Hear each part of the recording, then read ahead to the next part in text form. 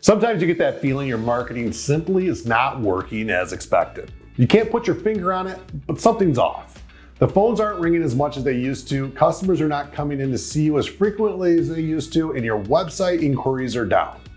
It might be time to mix things up and make some changes to your marketing strategy, but where do you begin? The best thing you can do right now is perform a marketing audit so you have a clear understanding of how your current marketing strategy is performing and where you can make improvements. In this video, we're going to cover what a marketing audit is and steps for how you can do one yourself. Before we get started, be sure to subscribe to this video, and if you're on YouTube, click the alert icon so you know when I release more videos like this that include marketing tips to help your business. Let's get started. What exactly is a marketing audit? A marketing audit is an internal review of your current marketing strategy to identify what's working and where you can make improvements. Your marketing strategy can consume a lot of company resources, including both time and money. So it's important you continually monitor and optimize your marketing strategy to generate the highest return. It might take you a couple of hours to complete this if it's the first marketing audit you performed in a while. I promise you, the time invested is well worth it. Be sure to recruit help from your website developer and any partners helping you with marketing efforts. They should be able to generate reports that will be helpful when analyzing everything. Now let's get to the steps on how you can perform your own marketing audit. Conducting your own marketing audit is not as daunting of a task as it might seem at first glance. Here are 5 steps to get you started that will help you gain clarity on what you're doing right and where you need to make improvements. Number 1, define your marketing goals. It's best to start by creating a focal point. Establish specific marketing goals you want to achieve. These goals should follow the good old SMART goal setting format as followed. Specific: what will be accomplished? What actions will you take? Measurable: what data will be measured in the goal? Achievable: is the goal doable? Do you have the necessary skills and resources? Relevant: how does this goal align with broader goals? Why is the result important? And finally, time-bound: what is the time frame for accomplishing the goal? Go through a quick brainstorming exercise with you and/or your team and identify as many different marketing goals as you can. You might not be able to put all of these ideas on your radar at once, so prioritize them in order of importance. Keep your top goals in mind as you conduct the remainder of your marketing audit. Number 2, review your target audience. Everyone with a wallet is not your customer. Your marketing strategy should focus on attracting customers that you want to do business with. This is best realized by creating buyer personas. A buyer persona is a semi-fictional representation of the ideal customer you want to do business with. Even if you've created buyer personas in the past, it's best to revisit them during your marketing audits. Changes in your industry, business, or the general way consumers make purchasing decisions continue to take place. Make sure your ideal customer that you want to do business with is continuously updated. If you need help creating a buyer persona, visit neongoldfish.com/resources and download our Buyer Persona Workbook. Number 3, examine your marketing messaging. It does not matter if you have the best product in the world and the perfect customer right in front of you, unless you can clearly show them how you can help them solve their problem.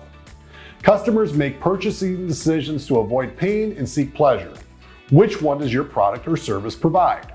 Make sure your marketing messaging is aligned with the problem your buyer persona is facing. Review the content on your website. Do your website visitors clearly understand how you can help them the moment they get to your site?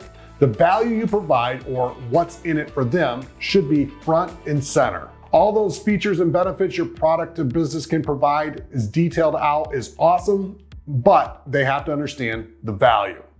Don't forget about those CTAs or calls to actions. They need to be easily found and simple to understand.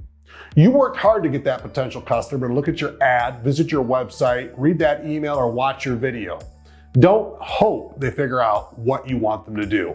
Tell them specifically what you want them to do. Number 4, analyze your number. Now it's time to roll up your sleeves and start looking at your numbers. Outline all the different elements of your marketing strategy, including your website analytics, search engine optimization, paid search, social media platforms, email database, and content marketing. Look at your website analytics to understand the visitors coming to your website. Compare those metrics against the same time period for the previous month, quarter, or year. Which channels, being direct, organic, paid, social, email, or referral, are driving the most traffic? Which pages of your website receive the most visits? Review your organic rankings on the search engines. How do you appear for targeted keyword searches your potential customers might be searching for in search engines like Google and Bing? Evaluate the impressions, clicks, and conversions for your paid search campaigns. Identify which campaigns are producing results and those that need some help. Look at the health of your email database. Take note of the number of marketing emails you've sent to your database. Pay attention to open rates, click rates, and the number of new subscribers, and finally, the number of unsubscribers. Review the messages sent, including the subject lines, premise of the message, and specific calls to action. Review your social media profiles. Record metrics like audience size, growth, engagement, and the number of posts you published. Which social channels perform the best? What type of content does your audience engage with the most? Finally, look at your sales process. How many leads did your marketing efforts produce? Of those leads, how many did you propose or quote work for? How many of those turned into customers, and what's the average lifetime value of these customers? It's important to understand the value of your leads and your ability to convert them into revenue for your company. Don't forget about traditional marketing channels like direct mail, radio, television, and billboards. These are a little more challenging to track, but should be considered in the overall evaluation. And finally, step 5, create an action plan. At this point, you should have collected a lot of valuable information. You should have revisited or created your buyer persona. You should have reviewed your marketing messaging on your website, landing pages, ad copy, marketing emails, social posts, videos, and blogs. You should know how many people are visiting your website, the most popular pages, how long they stay on your website, which content resonates best with them, how well you rank on search engines, ad campaign performance, social media channel performance, email performance, and your success in turning leads into opportunities and opportunities into sales. Where are you winning and where do you need to improve? Create specific action items and concentrate on the areas that need help. Set reasonable timelines that work with your capacity. Get other people on your team involved and get help from others for things that are outside your comfort zone. There are lots of great partners out there who can help you on many of these tasks. Establish KPIs that align with your marketing goals. If your goal is increasing leads from your Google Ads campaign, you're going to want to monitor your daily ad spend, CPC, impressions, conversions, response time to inquiries, number of leads that are legitimate opportunities, and the close rate of those opportunities you close. Put everything in a timeline and make sure you plan to monitor your progress on a weekly or bi-weekly basis to ensure action items are being completed. Full marketing audits do not need to be performed every week, but should be conducted on a quarterly basis. Daily or even weekly monitoring of your established KPIs can keep you on track for the goals and prevent you from making changes too quickly, never giving a marketing strategy time to produce results.